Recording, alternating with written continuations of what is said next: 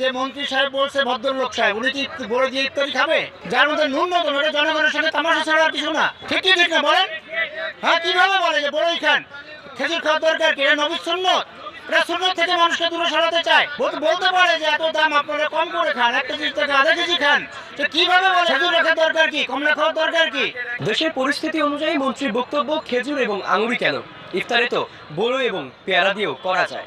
তবে আসলে এই বিষয়টি সাধারণ মানুষ যারা রয়েছেন তারা কিভাবে দেখছেন? এখন যদি মন্ত্রী বলে যে বড়ই দিয়ে খেজুরের বদলে ইফতারি করবেন, এটা হলো তার স্বার্থের কথা, জনগণের পক্ষের কথা বলছে না। আমি দেখছি ফেসবুকে দেখে আমার কাছে অবাক লাগছে যে কিভাবে একজন মন্ত্রী দায়িত্বশীল পদ থেকে বলে। এটা হলো ওনার মন করার কথা। উনি যে কথা বলছেন, সাধারণ জনগণ এই কথাটাকে কোনোদিনও মেনে নেবে না। খেজুর দিয়ে ইফতারি করতে হবে। খেজুর আপনার যত দামি হোক, যারা মুসলমান ওনারা খেজুর দিয়ে ইফতারি করবে। এবং তারা কি করে? তারা এটা করে না।